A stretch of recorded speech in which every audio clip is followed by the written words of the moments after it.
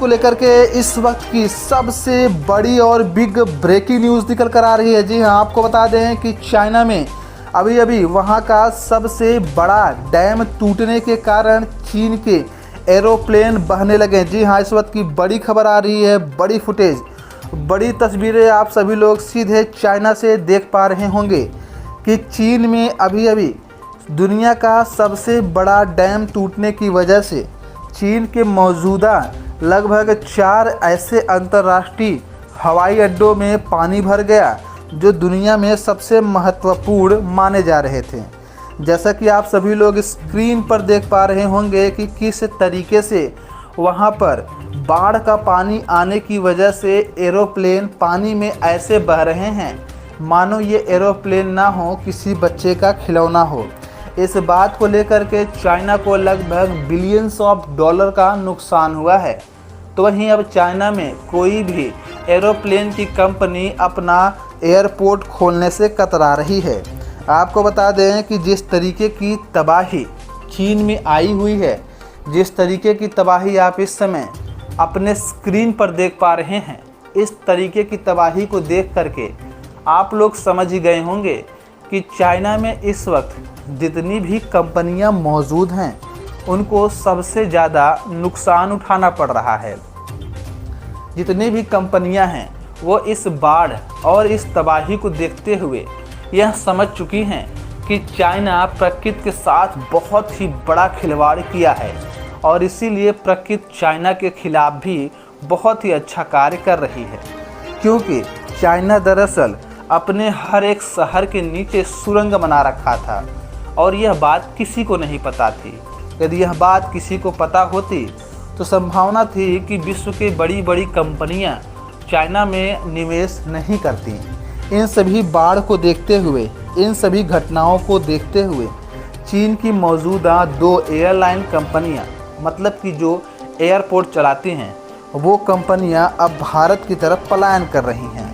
उनका माना जा रहा है कि उनमें से एक कंपनी श्री राम एयरपोर्ट, मतलब कि अयोध्या में बन रहे श्री राम इंटरनेशनल एयरपोर्ट में लगभग 30% का निवेश करने वाली है।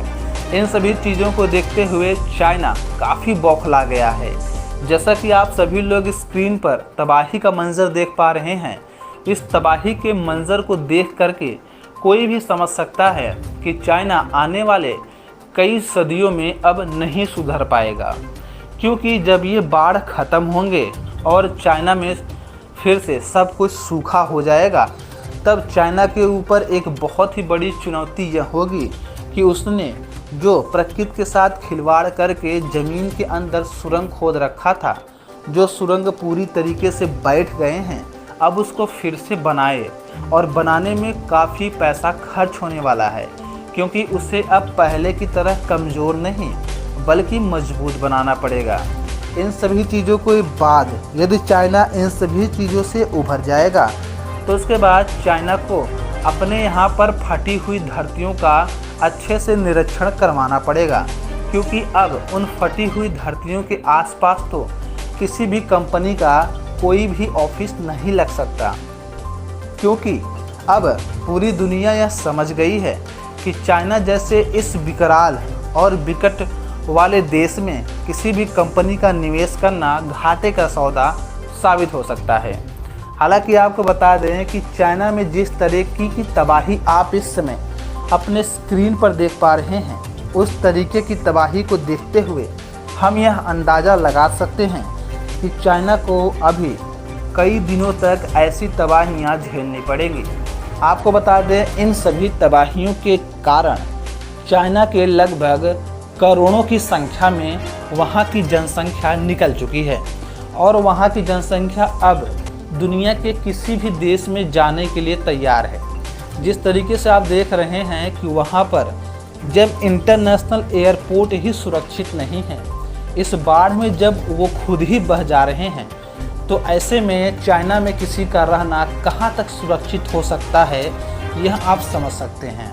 हालांकि आप लोग क्या सोचते हैं चाइना में आए इस बाढ़ को लेकर के, इस भयंकर आपदा को लेकर के आपको क्या लगता है कि चाइना को सुधारने में कितना समय लगेगा?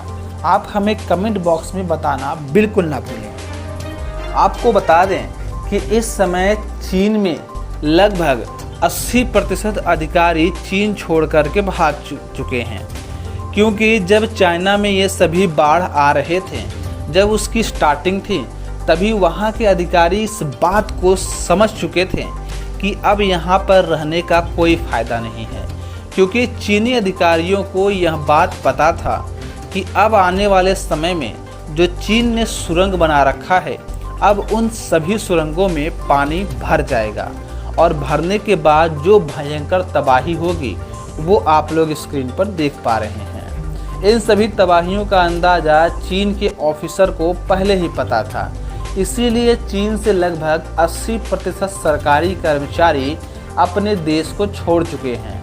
क्योंकि उन्हें पहले से ही पता था, तो इसलिए वो दुनिया भर के अलग अलग देशों में जा कर के होटल लेकर के रह रहे हैं। अब चीन में जब यह तबाही ख़त्म होगी तब शायद वो कभी वापस आएंगे। वैसे आप लोगों को ये तबाही का मंजर देखकर क्या लगता है कि चीन में आई यह तबाही ख़त्म होने में कितना समय ले लेगी? हमें आप कमेंट बॉक्स में बताना बिल्कुल ना भूलें। दूसरी तरफ चीन के जो एरोप्लेन को भारतीय सीमा पर देखा गया था और उसे इंडियन आर्मी ने पूरी तरीके से क्रैश कर दिया था, उस बात को लेकर के चाइना काफ़ी बौखलाया हुआ है। चाइना अपने आर्मी को लेकर के यह संदेश दे रहा है कि चाइनीज़ आर्मी भारतीय आर्मी से बहुत ही ज़्यादा ताकतवर है और वह भारतीय आर्मी पर कभी भी हमला कर सकते हैं। हालांकि इंडियन आर्मी की स्फूर्ति को देखते हुए और चाइना बॉर्डर पर इंडियन आर्मी को जो बहुत ही अत्याधुनिक हथियार दिए हैं, उन हथियारों को देखते हुए चाइना यह समझ चुका है कि भारत को हम सिर्फ धमकी दे सकते हैं, उससे युद्ध नहीं कर सकते, क्योंकि विश्व में भारत ही एकमात्र ऐसा देश है जिसके आर्मी को पहाड़ों पर लड़ने का सबसे ज़्यादा ट्रेनिंग दिया जाता है।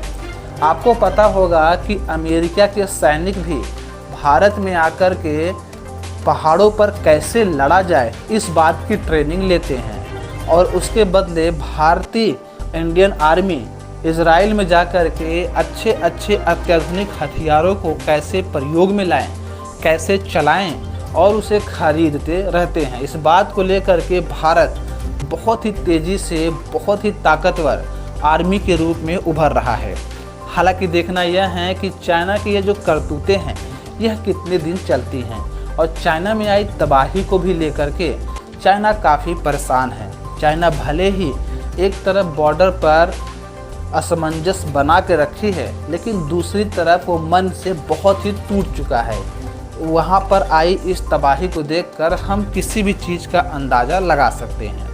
हालांकि आपके मन में क्या विचार है हमें कमेंट बॉक्स में बताएं और इस वीडियो को ज़रूर पूरे देशवासियों के साथ शेयर करें, ताकि चीन की मौजूदा हालत और भारत के मौजूदा ताकत के बारे में पूरी दुनिया को पता चल सके। अगर आपने अभी तक हमारा चैनल सब्सक्राइब नहीं किया तो अभी सब्सक्राइब करें और बेल आइकॉन को क्लिक करके हमारी लेटेस्ट वीडियोस के बारे में अपडेट